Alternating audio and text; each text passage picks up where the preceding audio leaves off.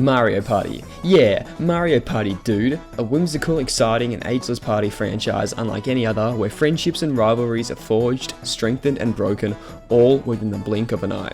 I don't need to explain what this game is about. I mean, if you haven't heard of Mario Party, then you just gotta pack your bags and take the next plane out to Whoop Whoop, and spend the next few years with your head in the Whoop Whoop dust. And it'll probably be really shitty because, you know, the place is called Woof Woof. The people there will probably chase you with spears or some shit like that. I adore Mario Party. If you have kids, Mario Party's better because your kids suck. Like, I hate to break it to you, but it's true. I mean, what's better? Your kids or Mario Party? Oh, that's easy. My kids. Mario Party, obviously. I can tell you that there's nothing better than kicking back with your mates and playing a heated 50-turn game. It's better than a goddamn cheese board. And we all love cheese boards. It's got your Swiss cheese, it's got your cheddar, it's got your gorgonzola, it's got your grapes. But Mario Party boards, well, they're better because, you know, they have Luigi, Waluigi, and fucking Mario.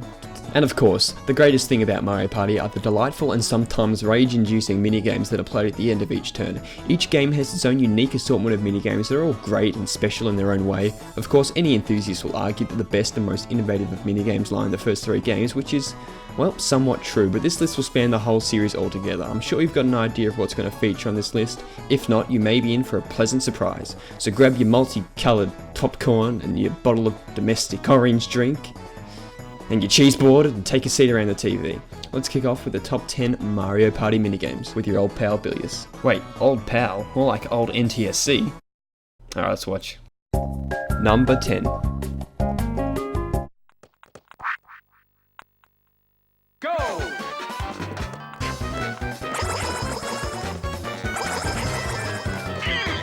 Mario Party 6 was a great game indeed. Why? Was it because it was a refreshing change from the shit stain in the series known as Mario Party 5? Well, maybe. Or perhaps it was the fact that it was the first Mario Party game to utilise the GameCube mic, which paved the way for a variety of innovative minigames in MP6 and MP7, including the 1v3 Word Herd. Now on paper, this game was a great idea. The lone player would shout commands like left, right, up, down into the mic to move their army of Goombas in that direction, and the other players would have to punch them all out before the time ran out.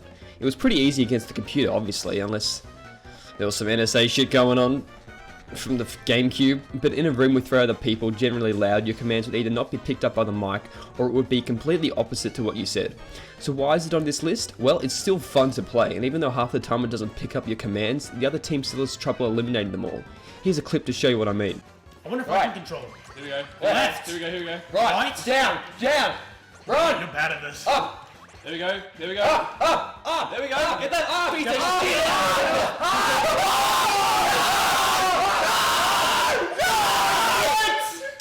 Yeah, and the funny thing is the Goomba still went up in the end. You did it, buddy. I'm so fucking proud. Number 9.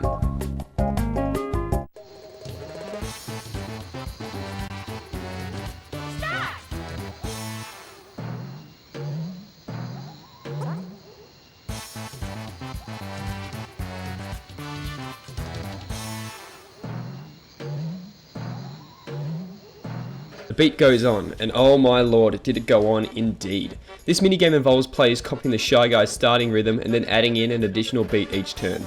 So you remember the first beat and that's all good, but by the time it's your turn again, you have to remember the exact same beat plus the additional ones that were added in the meantime off by heart.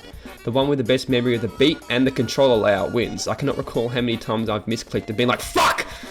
A common strategy for me was to work with the other players and utilise a simple repetitive beat. Problem is, this generally ends in a draw, so you always have that one dick who screws with the order. No, Mario, don't! Number 8.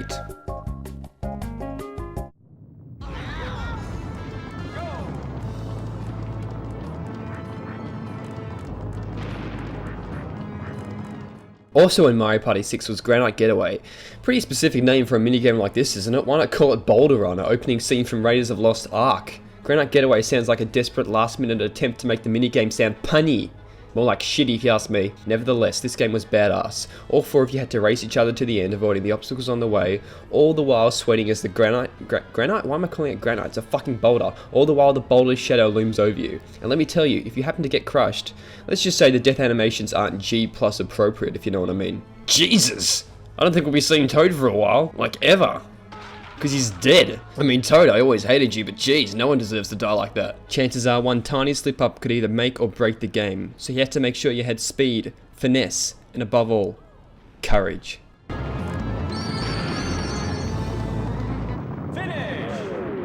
Oh yes, I'm a winner. Number 7.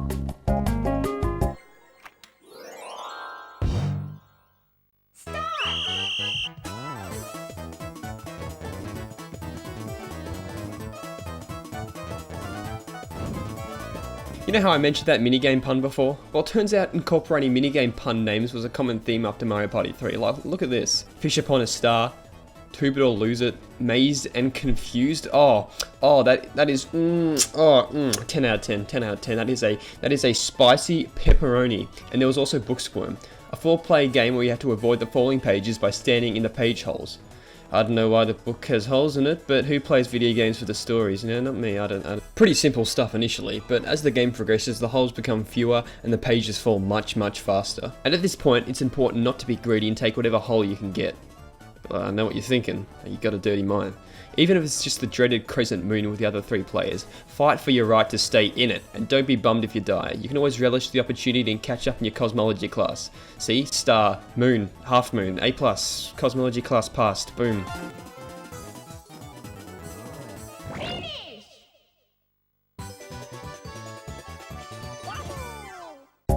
Number 6.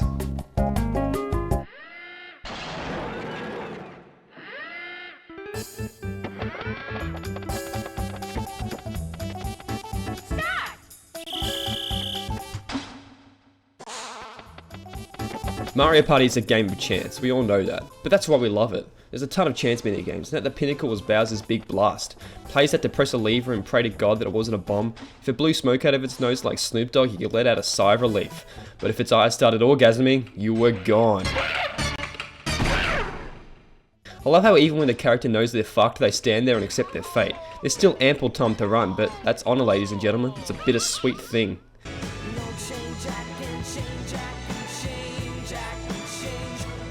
This game was so loved by players that they brought it back in Mario Party 4 under the name Bowser's Bigger Blast. The mechanics were the same, but the aesthetics were oh so beautiful. Daisy, you're about to be blown to smithereens. Put a bit more emphasis into it, will ya?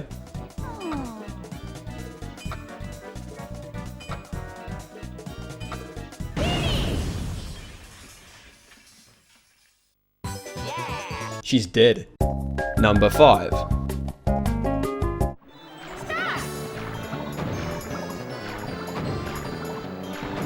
Call me that guy, but I found a lot of the 1v3 minigames in Mario Party to be incredibly one-sided. But Ridiculous Relay was a shining example of a minigame that can be exempted from that statement, whose outcome depended entirely on the skill of the players. The lone player takes to the skies on a hang glider and avoids the Goombas and Bullet Bills. Pretty simple stuff.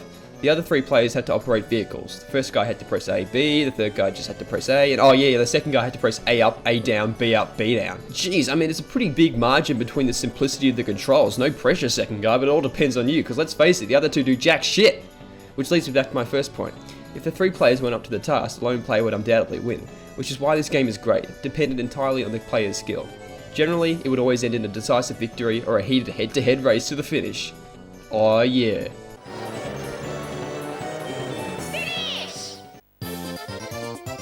I'm the best. Number 4.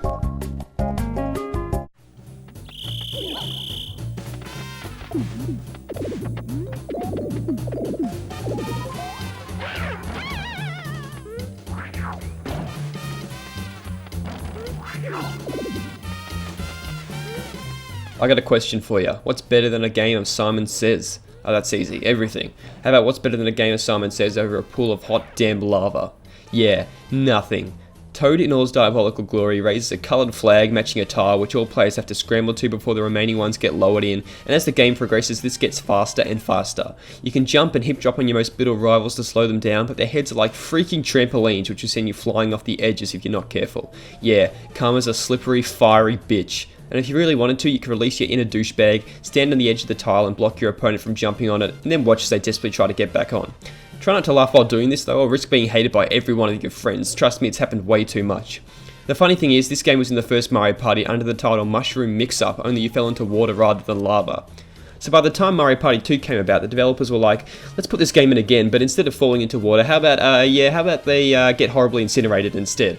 Bunch of pricks. But hey, at least the minigame's still fun.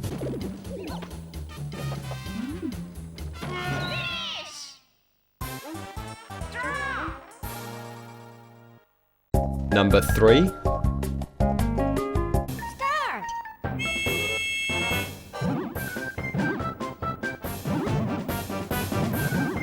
Yes, it was implausible, nay, improbable, to doubt that bumper balls will not be on this list. This fan favourite is perhaps the most fun and exhilarating of them all. Chivalry and skill would play a big part in this game. It's kind of like a jousting tournament, although there's 4 guys instead of 2. There's no horses and no lances, so it's not like a joust. You and your rivals would duke it out on exercise balls atop a bunch of really cool stages and try to knock each other off the edges. The mechanics are simplistic and intricate in their own right. The faster you go, the more impact force you'll have, but if another player has the same idea, it's either flank or be flanked. I found that bouncing into stragglers on the edge was always the best way to eliminate people, but your impact had to be concise, for there was no room for failure in bumper balls.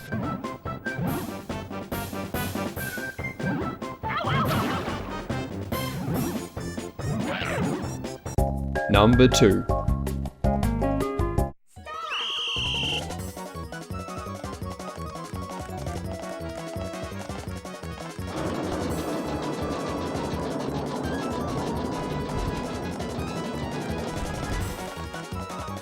If there was any minigame to incorporate true cooperative play, Dungeon Duos was the one. This 2v2 required the teammates to work together and overcome various obstacles in order to make it to the other end before the other team. I mean, this is what Mario Party minigames are all about, competitiveness at a balanced scale, and Dungeon Duos was chock full of it. It made use of your ability to press buttons really fast, jump across hazards and work with your partner.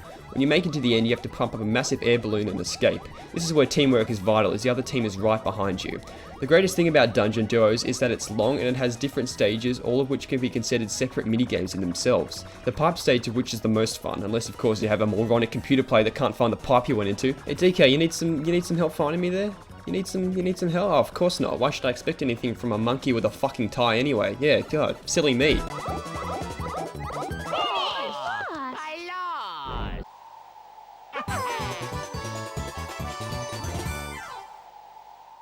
Well, it's time for number 1, but let's have a few honourable mentions first. Ready? Go!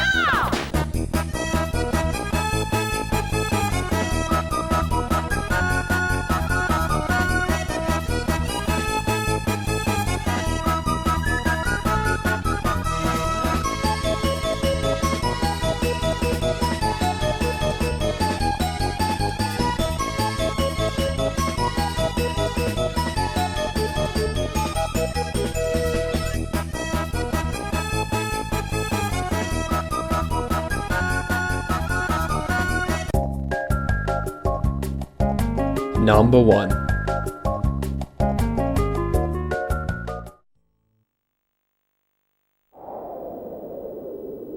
Start!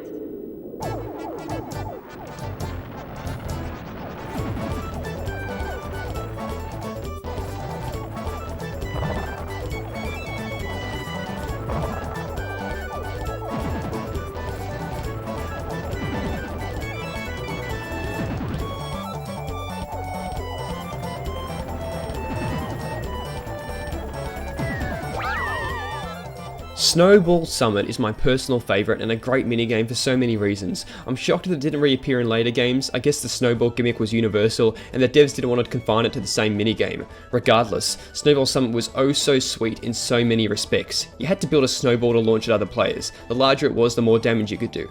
Nothing was better than launching a ball of frozen fury the size of half the stage at an unprepared player still building theirs and then sending them corkscrewing off the mountain. If they did have a snowball already, they would collide and both would be vaporized. The physics shit is beyond me, but it's kinda cool, because then you could be all strategic and use your small snowball as a shield. A lot of the time the game ended in a stalemate, but when the odds were in your favor, let's just say you'd have the time of your life. I guess you can say you'd have a ball. Yeah, a big goddamn ball of snow. This minigame was number 1 purely for nostalgic reasons. I seem to enjoy it the most when playing it with my friends, but it doesn't win by a mile. In fact, almost every minigame I've mentioned are on par with each other, and there's so many more, save the honourable mentions, that are still so good and just as fun. As I've said, Mario Party is fantastic, but the minigames are the components that stand out, that prove the game is not all based on luck or chance, but on skill and teamwork itself. Unless you get Bowser's Big Blast or some shit like that, but who cares? That doesn't really matter, there's a chance. Minigames suck.